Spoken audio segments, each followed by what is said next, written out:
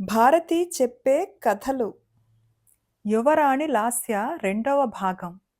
అంతే బాణాలన్నీ వచ్చి ఆమె నిలబడ్డ చోట కింద పడ్డాయి.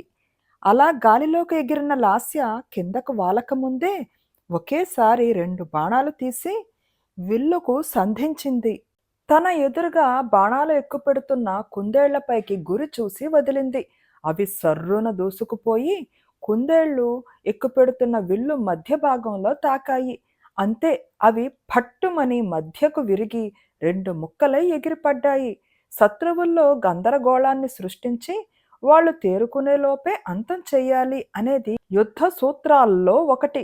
లాస్య తిరిగి భూమి మీద వాలిన మరుక్షణమే వేగంగా కుడివైపుకు 10 అడుగులు వేసి, ఎడమవైపుకు తిరిగి 4 అడుగులు వేసి, అంతలో మరలా గాల్లోకి ఎగిరి మరో 2 బాణాలు వదిలింది. కుందేలు వీరులకంతా అయోమయంగా ఉంది. లాస్య ఎటువైపు వెళుతుందో, ఎటువైపు బాణాలు వేయాలో అర్థం కాక బాణాలు ఎక్కుపెట్టి దిక్కులు చూడసాగారు. లాస్య ఒకదాని వెనుక మరొక బాణాన్ని ప్రయోగిస్తూ కళ్ళు మూసి తెరిచేలోగా అన్ని కుందేళ్ల చేతుల్లోని బాణాలన్నీ ముక్కలు ముక్కలుగా చేసేసింది. దేనికి ఎటువంటి చిన్న గాయం కూడా తగలలేదు. రాజు ఆమె వీర విన్యాసాలను కళ్ళు పెద్దవి చేసుకుని ఆశ్చర్యంతో చూడసాగాడు. కథల్లో వినటము చదవటమే తప్ప నిజంగా అటువంటి విన్యాసాలను వాళ్ళు ఎప్పుడూ చూడలేదు. ఒక్కసారిగా ఆ ఆటను చూస్తున్న కుందేళ్లన్నీ ఆశ్చర్యంతో ఆనందంతో పైకి లేచి సభాస్థలమంతా మారు మ్రోగిపోయేటట్లు చప్పట్లు కొడుతూ అభినందించసాగారు. కుందేలు వీరులందరూ సిగ్గుతో తల వంచుకున్నారు. అప్పుడు కుందేళ్ల మహారాజు పైకి లేచి, సభాష్ మానవకన్య, సభాష్! మా వాళ్ళు నిన్ను చంపడానికి ప్రయత్నిస్తున్నా వాళ్ళకి ఎటువంటి ఆపద కలగకుండా ఓడించిన తీరు అద్భుతం, అమోఘం, అనితర సాధ్యం. ఇంతవరకు ఇంత వేగంగా బాణాలు ప్రయోగించగల నేర్పరులను మా రాజ్యంలో మేమెప్పుడూ చూడలేదు అంటుండగానే ఒక్కసారిగా ఆట స్థలంలో పెద్ద ఎత్తున కుందేళ్ల హాహాకారాలు వినపడ్డాయి. ఎక్కడి నుండి వచ్చిందో ఒక ఏనుగంత పెద్ద గద్ద సర్రున కిందకి దూసుకొచ్చింది. దాన్ని చూడగానే భయంతో కుందేళ్లన్నీ చెల్లా చెదిరయ్యి ప్రాణాలు అరచేతిలో పెట్టుకుని తలా ఒక దిక్కు పారిపోతున్నారు. తన వాడి అయిన కాలి గోళ్లతో ఒక్కసారిగా 10 కుందేళ్లను పట్టుకుని గాల్లోకి ఎగిరింది. అది చూసిన లాస్య అత్యంత వేగంగా ఆ గద్ద వైపు దూసుకుని పోయింది. పరుగెడుతూనే బాణాన్ని బయటికి తీసి ఆ గద్ద మీదకు ఎక్కుపెట్టింది. బలమంతా ఉపయోగించి వెనక్కి లాగి దాని కంటి మీదకు గురి చూసి వదిలింది. కుందేళ్లను పట్టుకుని గాల్లోకి ఎగురుతూ ఉన్న ఆ గ్రద్ద కుడికంట్లోకి బాణం సర్రున దూసుకుపోయింది. బాధతో అది గట్టిగా అరుస్తా పైనుంచి దభీమని కింద పడింది. తల తిప్పి బాణం వేసిన దిక్కు చూసింది. లాస్య చేతిలో వెల్లమ్ములు పట్టుకుని కనపడింది. గట్టిగా భూమి దద్దరిల్లేలా భయంకరంగా అరుస్తూ తన లావాటి ముక్కు తెరిచి లాస్యను ముక్కలు చేయడానికి వేగంగా ఎగురుతూ రాసాగింది. లాస్య అటు ఇటు చూసింది. దూరంగా ఒక బల్లెం కనపడింది. దానివైపు పరిగెత్తసాగింది. లాస్య పారిపోతుంది అనుకున్న గద్ద మరింత వేగంగా రెక్కలను ఊపుతూ రాసాగింది. పరిగెత్తుకుంటూ బల్లెం దగ్గరకు చేరుకున్న యువరాణి దానిని అందుకుని ఒక్కసారిగా వెనక్కి తిరిగింది. నోరు తెరుచుకునే భయంకరంగా అరుస్తూ దగ్గరకొచ్చిన ఆ రాక్షస గద్ద నోట్లోకి అలాగే ఆ బల్లాన్ని బలంగా దించేసింది. అంతే, అది నోరు తెరిచి గిలగిలా కొట్టుకుంటూ అక్కడే కింద పడి ప్రాణాలు వదిలింది. రాక్షస గద్ద చనిపోయిన మరుక్షణం కుందేళ్ల ఆనందానికి అవధులు లేవు. జయహో మానవకన్య, జయహో అంటూ ఆకాశం దత్తరిల్లేటట్లు అరవసాగాయి. కొన్ని కుందేళ్లు ఉరుక్కుంటూ వచ్చి లాస్యను తమ భుజాలపైకి ఎత్తుకున్నాయి. అన్నీ ఆనందంతో చిందులు తొక్కసాగాయి. నిమిషాల్లో అక్కడ పండగ వాతావరణం నెలకొంది. కుందేళ్ల రాజు సింహాసనం దిగి పరుగు పరుగున లాస్య దగ్గరకు చేరుకున్నాడు. ఓ వీరనారి, ఈ రాకాసి గద్ద పీడ ఎప్పుడు విరగడవుతుందా అని ఎన్నో సంవత్సరాల నుంచి ఎదురు చూస్తున్నాం. ఊహించని విధంగా దాడి చేసి దొరికిన కుందేళ్లను దొరికినట్టు పట్టుకుని ఎగిరిపోయి చంపి తింటూ ఉంది. ఒంటరిగా లోయలో తిరగాలంటేనే అందరికీ భయం. దీనిని చంపడానికి ఎంత ప్రయత్నించినా ఎవరి వల్ల కాలేదు. దీనివల్ల ఎన్ని కుందేళ్ళు ప్రాణాలు పోగొట్టుకున్నాయో లెక్కే లేదు. మేము నిన్ను చంపటానికి ప్రయత్నించినా అదేమీ మనసులో పెట్టుకోకుండా మమ్ములను కాపాడావు. మా నుంచి నీకు ఎటువంటి సహాయం కావాలో చెప్పు. ఏం చెయ్యమన్నా చేస్తాం. మా ప్రాణాలు ఇమ్మన్నా ఇస్తాం. నువ్వు చేసిన సహాయం అంత విలువైంది అన్నాడు సంబరంగా. లాస్య చిరునవ్వు నవ్వి, కుందేలు మహారాజా, నువ్వు ఈ లోయకు ఎలా మహారాజువో అలాగే నా తండ్రి లోయ బయట ఒక పెద్ద సామ్రాజ్యానికి చక్రవర్తి. నేను ఆయన ఒక్కగానొక్క కూతురిని, యువరాణిని. నేను స్త్రీను కాబట్టి నన్ను తక్కువ అంచనా వేసి రాజ్యం నాకు దక్కకుండా కుట్రలు పన్నుతున్నాడు మా చిన్నాన్న కుమారుడు. కాబట్టి నేను వెంటనే ఈ లోయలోంచి బయటపడాలి. దానికి ఏమైనా మార్గం ఉంటే చెప్పండి అంది. అప్పుడు కుందేలురాజు లాస్యను దగ్గరకు పిలిచి పక్కన కూర్చోపెట్టుకుని, చూడు సోదరి, ఈ లోయలో ఒక అద్భుతమైన కొలను ఉంది. అందులో నీళ్లు తెల్లగా పాలలా నురగలు కక్కుతూ గోరువెచ్చగా ఉంటాయి. దానిని మేమంతా పాలకొలను అని పిలుచుకుంటాం. ఎలాంటి దెబ్బలు తగిలినా అందులో మునిగితే మాయమవుతాయి. అలసటంతా పోయి ఉత్సాహం ఉరకలు వేస్తుంది. ఆ ప్రదేశానికి ప్రతి పున్నమికి అర్ధరాత్రి దేవలోకం నుంచి ఒక తెల్లని చూడముచ్చటైన రెక్కల గుర్రం వస్తుంది. ఆ సమయంలో మా రాజ్యంలో ఎవరు అటువైపు పోరు. అది మా ఆచారం. రెక్కల గుర్రం తనివి తీరా స్నానం చేసి మరలా పైకెగిరిపోతుంది. నీవు దాన్ని గనక పట్టుకోగలిగితే ఈ లోయలోంచి బయటపడొచ్చు. ఈరోజే పున్నమి, నీ అదృష్టాన్ని పరీక్షించుకో. కానీ ఏమాత్రం ఏమరపాటుగా ఉన్నా దానిపైనుంచి పడిపోయి ప్రాణాలు పోగొట్టుకుంటావు, జాగ్రత్త అంటూ హెచ్చరించాడు. ఆ రోజు రాత్రి కుందేలురాజు విందు భోజనం ఏర్పాటు చేశాడు. దగ్గరుండి కొసరి కొసరి వడ్డించాడు.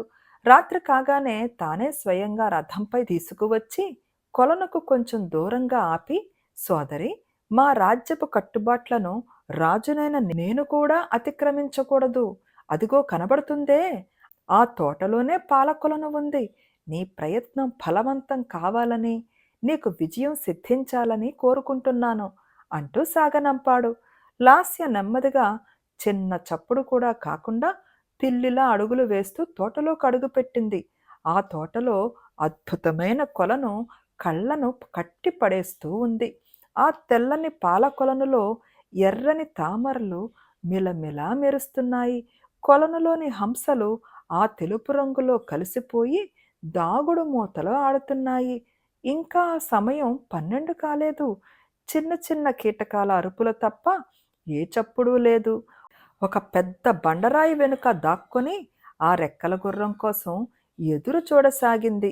సరిగ్గా 12 గంటలకు ఆకాశం నుంచి ఒక తెల్లని వెలుగు కొలనులోకి ప్రసరించసాగింది. ఒక పెద్ద రెక్కల గుర్రం విశాలమైన రెక్కలు సాచి ఆకాశం నుంచి రివ్వున కిందకి ఎగురుతూ వచ్చి కొలను పక్కన ఒడ్డు మీద వాలింది. చుట్టూ ఒకసారి పరికించి చూసింది. ఎవ్వరూ లేరు. ప్రశాంతంగా ఉంది. నెమ్మదిగా నీళ్లలోకి దిగి హాయిగా ఈదసాగింది. అలా అరగంట సేపు ఆ పాల కొలనులో ఈదులాడి మరలా ఒడ్డుకు చేరింది. ఒళ్ళంతా నీళ్లు కారుతూ ఉన్నాయి. వెన్నెలలో శరీరాన్ని కాసేపు ఆరబెట్టుకుంది. ఇక తిరిగి దేవలోకానికి పోవడం కోసం తన రెక్కలను ఒక్కసారిగా పూర్తిగా విప్పింది. అది ఒక్కసారి వెళ్ళిపోతే మరలా 30 రోజుల వరకు తిరిగి రాదు. అంతవరకు ఆ లోయలోనే ఉండిపోవలసిందే. బండచాటు నుంచి ఇదంతా చూస్తున్న లాస్య ఇక ఏమాత్రం ఆలస్యం చేయకూడదు అని భావించి ఒక్కసారిగా పైకి లేచింది. ఆ అలికిడికి తల తిప్పి చూసిన రెక్కల గుర్రం అదిరిపడింది. కీడు శంకించి ఒక్కసారిగా రెక్కలు టపటపా కొట్టుకుంటూ గాల్లోకి ఎగిరింది. లాస్య వేటాడే చిరుతపులిలా ఎక్కుపెట్టిన బాణంలా రెక్కల గుర్రం వైపు దూసుకుని పోయింది. ఒక్కసారిగా 2 కాళ్లను నేలకు అదిమిపట్టి సర్రున గాల్లోకి ఎగిరింది. అప్పటికే ఎగిరిపోతున్న రెక్కల గుర్రం తోక లాస్య చేతికి చిక్కింది. వెంటనే దానిని 2 చేతులతో గట్టిగా పట్టుకుంది. లాస్యను కింద పడవేయడానికి రెక్కల గుర్రం పైకి కిందకి అడ్డదిడ్డంగా గిర్రున తిరగసాగింది. వెనుక కాళ్లతో ఎగిరెగిరి తన్నసాగింది. లాస్య శరీరం గాల్లో అటూ ఇటూ ఊగిపోతోంది. అయినా చేతులు కొంచెం కూడా పట్టు సడలడం లేదు. ఓ రెక్కల గుర్రమా, దయచేసి నా మాట విను. నిన్ను పట్టుకోవాలనే కోరిక గాని, లొంగదీసుకుని నీ మీద ఎక్కి విహరించాలనే ఆశ గాని నాకు లేవు. కేవలం ఈ లోయలోంచి బయటపడటానికే ఇలా చేశా. ఇది తప్పని తెలుసు. కానీ నాకు మరో మార్గం లేదు. అర్థం చేసుకో అంటూ వినయంగా వేడుకుంది. ఆమె మాటల్లోని నిజాయితీ గుర్రానికి అర్థమయ్యింది. శాంతించి నెమ్మదిగా ప్రశాంతంగా ప్రయాణించసాగింది. లాస్య దాని తోక పట్టుకుని నెమ్మదిగా పైకి చేరి గుర్రం మీద సంతోషంగా కూర్చుంది. కానీ ఆ లోయ బయట ఇంకో ఆపద వాళ్ళ కోసం ఎదురు చూస్తోందని ఆ రెక్కల గుర్రానికి గాని, దాని మీద కూర్చున్న లాస్యకు గాని అప్పుడు తెలీదు. భైరవకోన నల్లమల అడవుల మధ్యన ఒక చిన్న రాజ్యం. దానికి రాజు కాలభైరవుడు.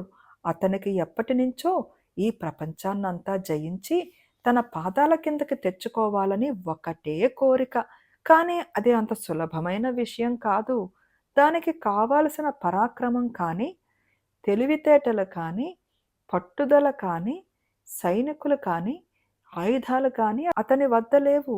దాంతో ఆయుధ బలంతో కాక మంత్రబలంతో తన కోరిక సాధించుకోవాలి అనుకున్నాడు.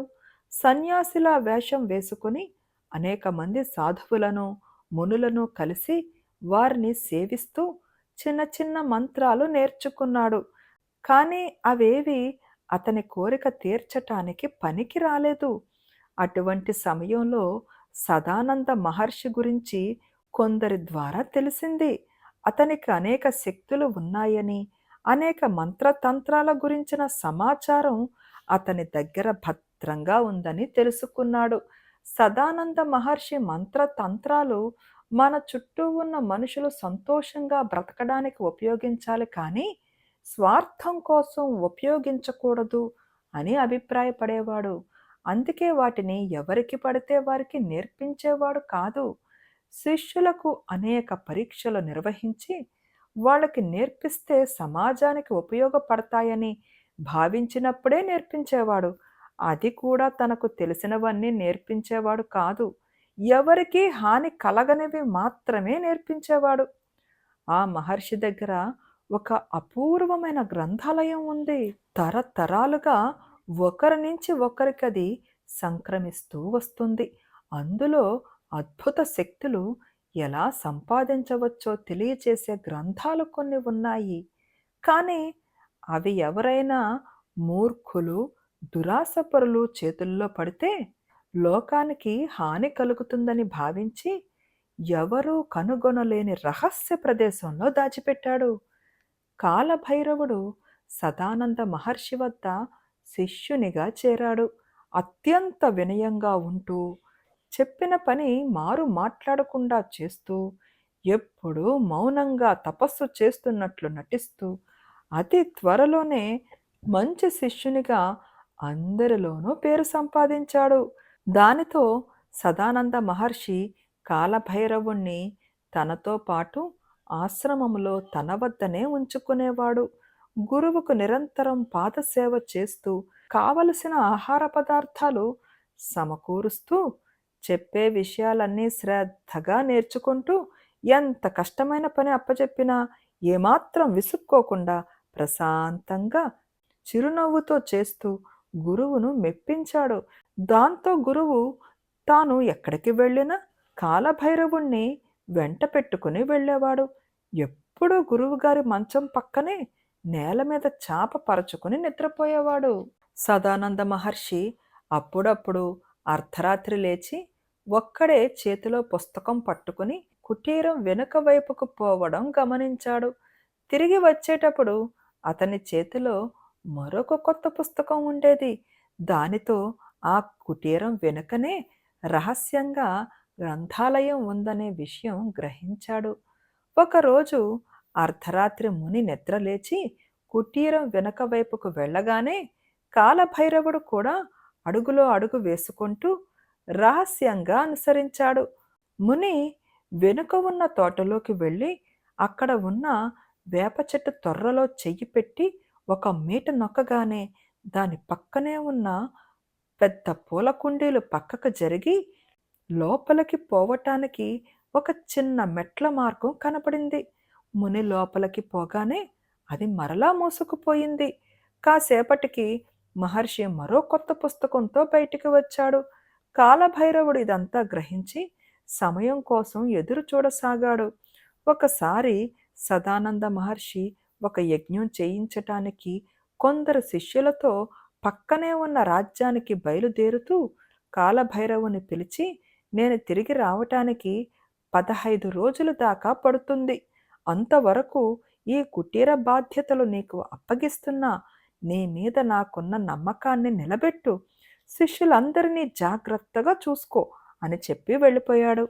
ఆ రోజు రాత్రే కాలభైరవుడు రహస్యంగా గ్రంథాలయంలో చొరబడ్డాడు. అక్కడున్న పుస్తకాలన్నీ క్షుణ్ణంగా చదవసాగాడు. అందులో ఒక చోట దేవేంద్రుడి దగ్గరున్న రెక్కల గుర్రం ప్రస్తావన ఉంది. ఎవరైతే అపూర్వమైన ఆ రెక్కల గుర్రాన్ని బంధించి పున్నమికి తర్వాత రోజున కాళికాదేవికి బలిస్తారో వాళ్ళ కోరికలన్నీ ఆ దేవత తీరుస్తుంది అంటూ ఆ పూజా విధానమంతా వివరించి ఉంది. తాను ప్రపంచ విజేతగా మారడానికి కాళికాదేవిని ప్రసన్నం చేసుకోవటమే సరియైన మార్గమని భావించాడు కాలభైరవుడు.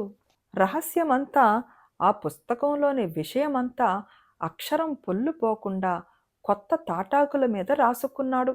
ఏమాత్రం అనుమానం రాకుండా పుస్తకాన్ని యథాతథంగా పెట్టేశాడు.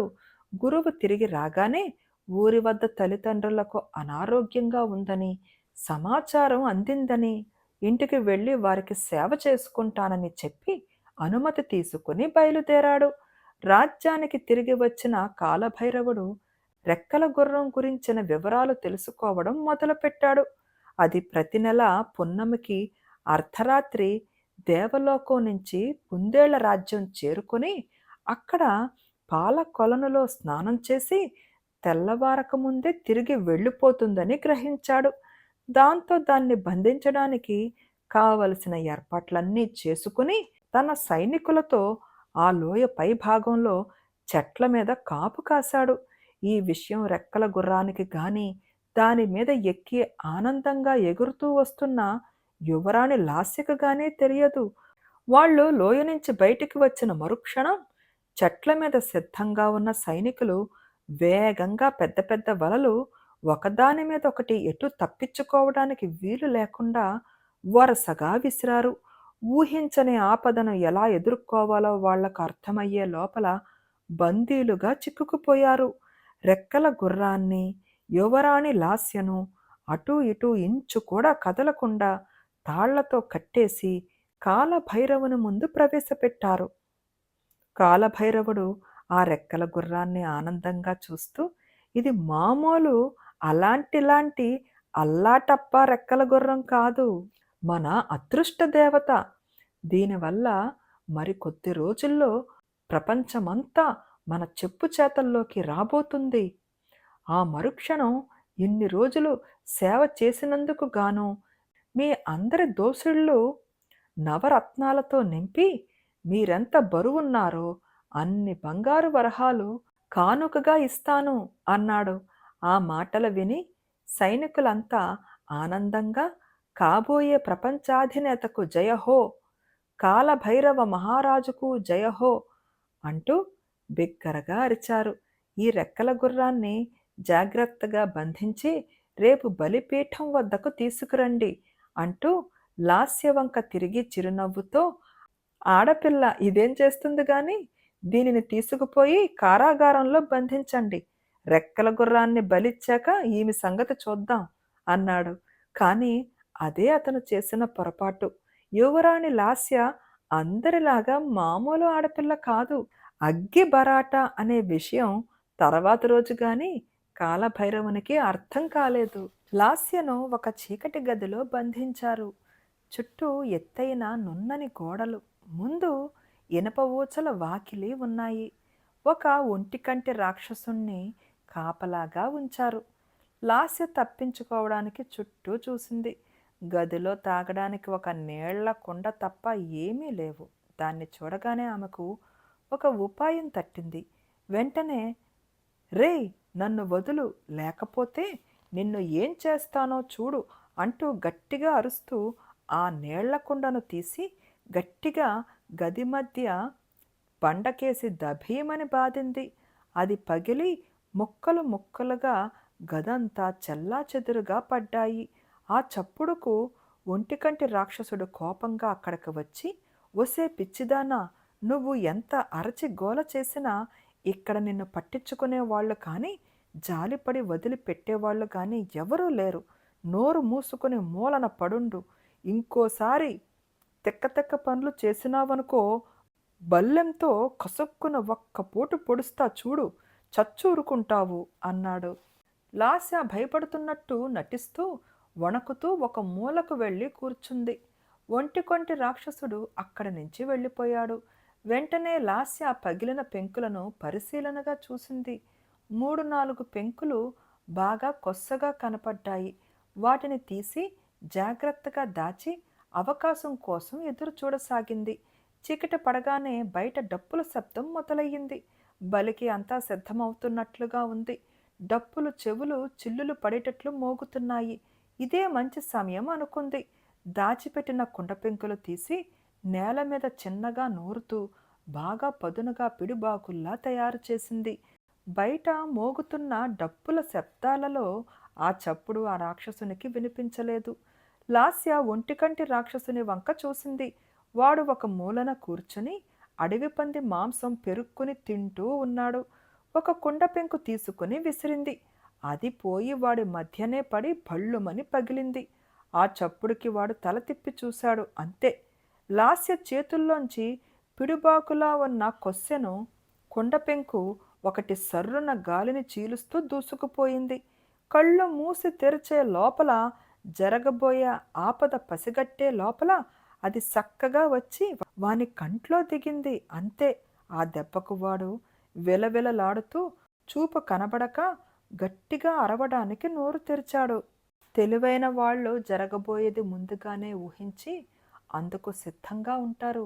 యువరాణి విసిరిన రెండో పెంకు సర్రున పోయి వాడి నోట్లోకి దిగింది.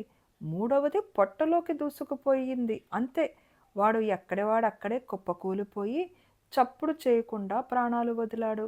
గది బయట ఉన్న ఇనప ఊచలకు తాళం వేసి ఉంది. లాస్య తన తల వెంట్రుకలు ఊడిపోకుండా పెట్టుకునే పిన్ను తీసింది. ఎటువంటి తాళాలనైనా అవలీలగా తీయటం, ఎంత ఎత్తైన గోడలనైనా క్షణంలో ఎక్కడం, క్రూర జంతువులతో ఉత్త చేతులతో పోరాడటం, ఇవన్నీ లాస్యకు వెన్నతో పెట్టిన విద్య. గురుకులంలో ఎప్పుడో నేర్చుకుంది. 5 నిమిషాల్లో తాళం ఊడి చేతికొచ్చింది.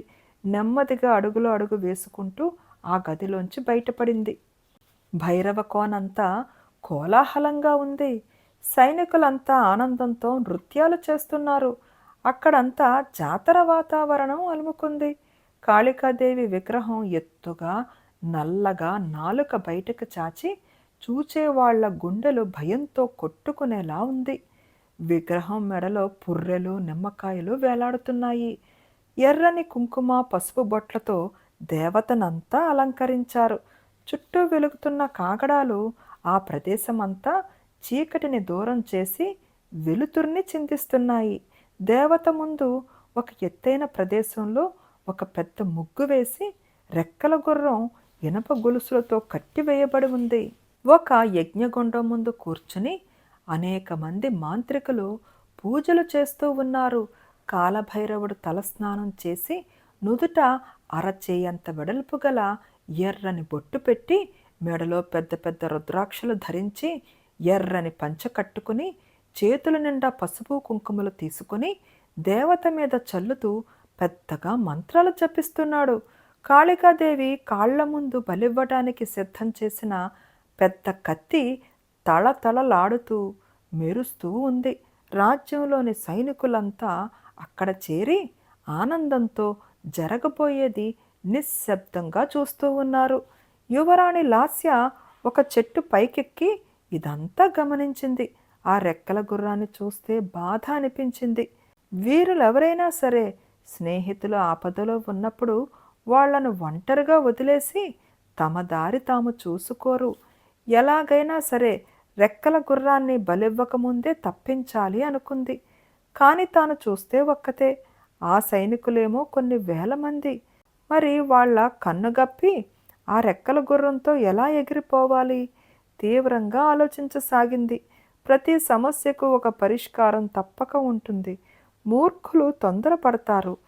తమకు ఆపద తెచ్చుకోవటమే కాక తన వెంట ఉన్నవాళ్లను కూడా ఆపదలోకి నెడతారు. కానీ తెలివైన వాళ్ళు మంచి చెడు ఆలోచించి సరి అయిన నిర్ణయం తీసుకుంటారు.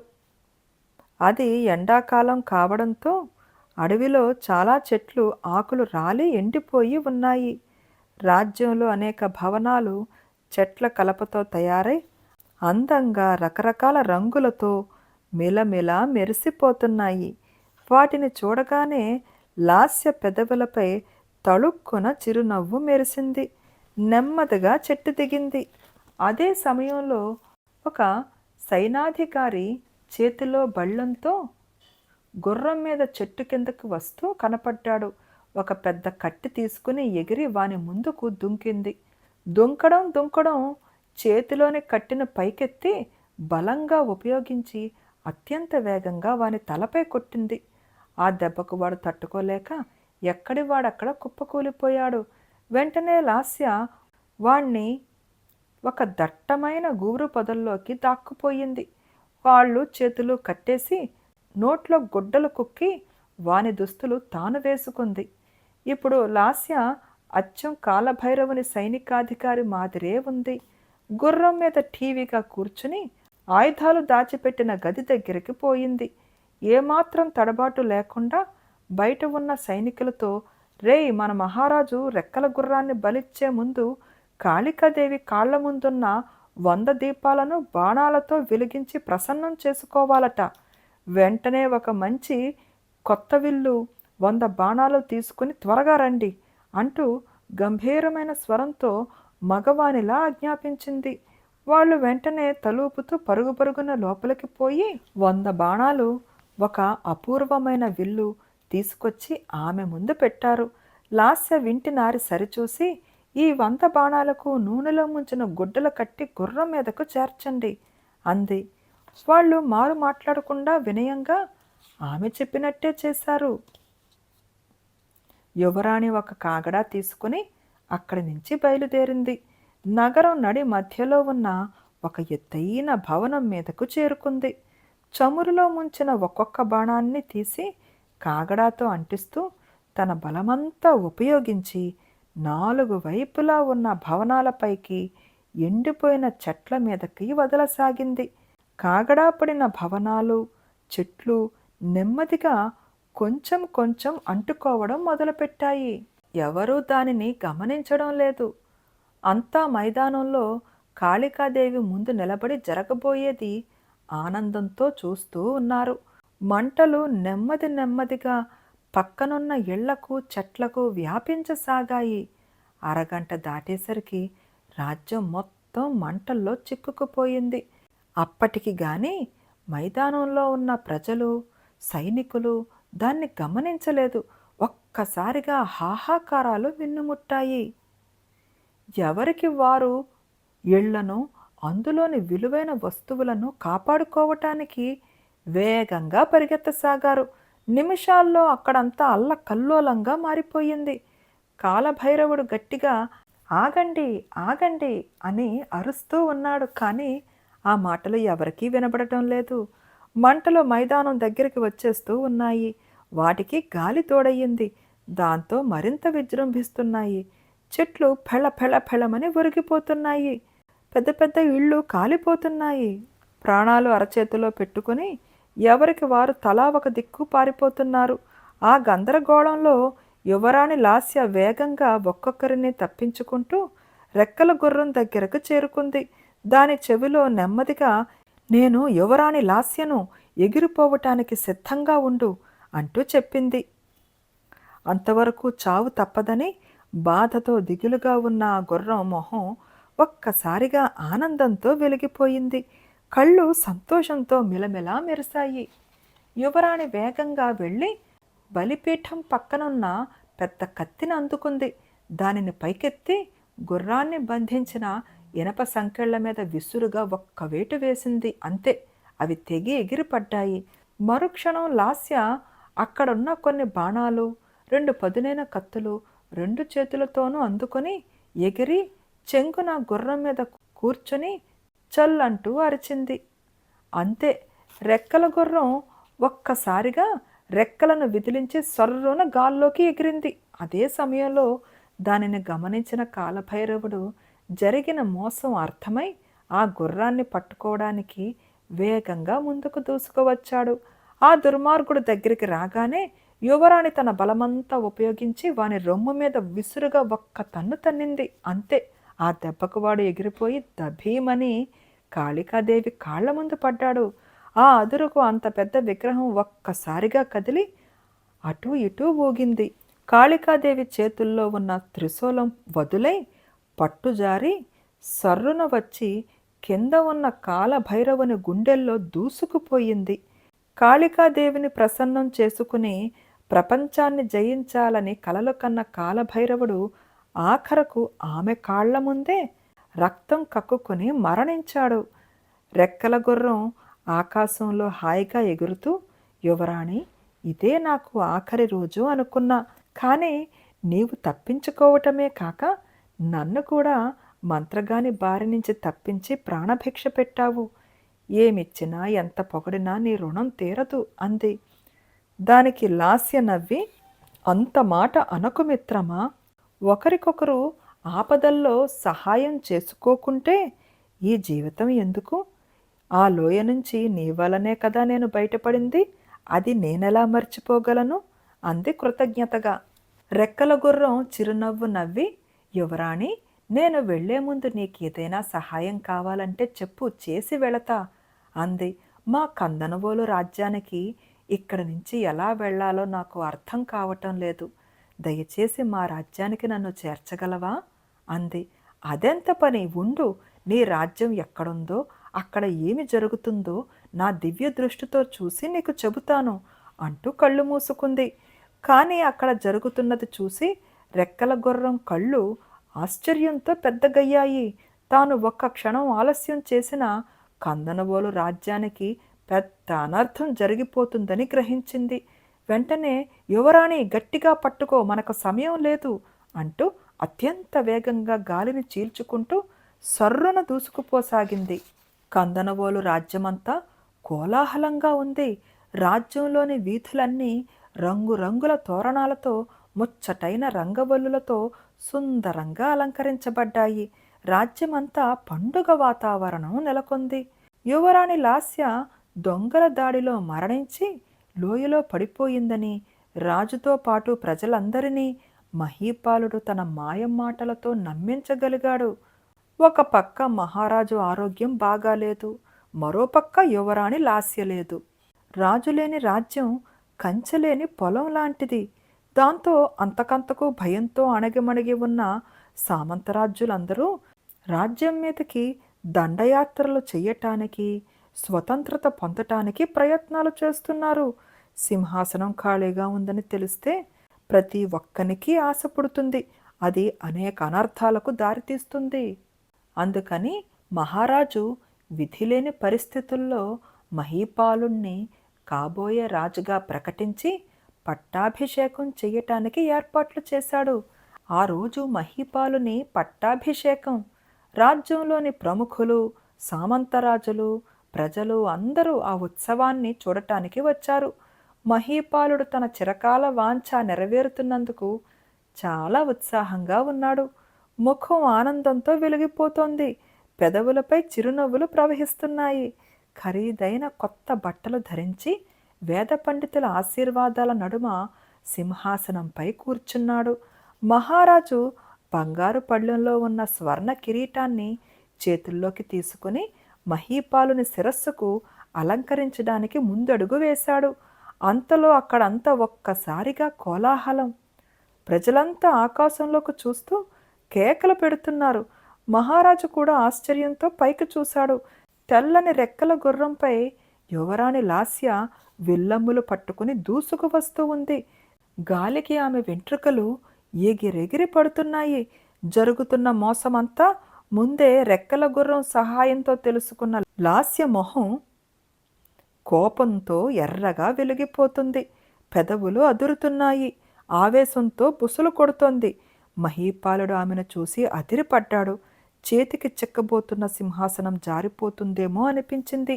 కానీ ఇటువంటి ఆపద ముందే గ్రహించి కొంతమంది విధేయులైన వీరులను సిద్ధం చేసి ఉంచాడు. వాళ్ల వంక చూసి చెయ్యి ఊపాడు. అంతే, వాళ్ళందరూ చేత కత్తులు ధరించి ఒక్కసారిగా ముందుకు దూకారు. లాస్య వాళ్లను గమనించింది. అంతకుముందు అడవిలో దొంగలుగా దాడి చేసింది వీళ్లే. ఆమె కళ్ళు ఆగ్రహంతో ఎర్రబడ్డాయి. ఒక్క క్షణం కూడా ఆలస్యం చేయకుండా ఇంకా భూమి మీద దిగక ముందే గాలిలోంచే 2 చేతులతో బాణాలు అందుకుంటూ ఒకదాని మీద ఒకటి ఊహించనంత వేగంగా సర ప్రయోగించింది. అంతే, ఆ బాణపు వర్షానికి తట్టుకోలేక నిమిషాల మీద ఎక్కడి వాళ్ళక్కడ హాహాకారాలు చేస్తూ కుప్పకూలిపోయారు. 2 చేతుల్లో 2 కత్తులు అందుకుని అపర కాళికలా ఎగిరి కిందకి దూకింది. అడ్డొచ్చిన మహీపాలుని అనుచరులను దెబ్బకు ఒకరి చొప్పున తెగ నరుకుతూ ముందుకు దూసుకుపోయింది. మహీపాలుడు ఆవేశంతో సర్రున్న కత్తి దూసి లాస్య మీద దాడి చేయబోయాడు. ఆవేశంతో ఊగిపోతూ లాస్య కొట్టిన దెబ్బకు మహీపాలుని చేతిలోనే కత్తి 2 ముక్కలయ్యింది. విసురుగా గుండెల మీద ఒక్క తన్ను తన్నింది. అంతే, ఎగిరి సభ మధ్యలో పడ్డాడు. యువరాణి నిండు సభలో వాని గుండెల మీద కాలు పెట్టి కత్తి పైకెత్తింది. మహీపాలుడు ప్రాణభయంతో గజగజలాడసాగాడు. చీ నీచుడా, రాజ్యం కోసం చెల్లెలినే చంపటానికి ప్రయత్నిస్తావా? నీది ఒక బ్రతికేనా? కానీ నాకింత ద్రోహం చేసినా అన్నవైన నిన్ను చంపటానికి మనసు రావటం లేదు అంటూ కత్తి కిందకి దించింది. జరిగిన విషయమంతా తెలుసుకున్న మహారాజు అడవిలో దొంగలు దాచిపెట్టిన నిధిని తీసుకురావటానికి కొందరు సైనికులను పంపించాడు. అదే ముహూర్తానికి ప్రజల జయ జయ ధ్వానాల మధ్య యువరాణి లాస్యకు పట్టాభిషేకం చేసి మహీపాలునికి దేశ బహిష్కరణ శిక్ష విధించాడు. ప్రజలందరూ సంతోషంగా మహారాణి లాస్యకు జై, వీర నారీమణికి జై అంటూ మిన్నుముట్టేలా జయ జయ ధ్వానాలు చేశారు. కథ సమాప్తం. ఫ్రెండ్స్, ఈ కథ నచ్చిందా అండి? యువరాణి చేసినటువంటి సాహస కార్యాలు, అద్భుతమైనటువంటి యుద్ధ విన్యాసాలు ఇవన్నీ నాకు చాలా బాగా నచ్చినాయండి.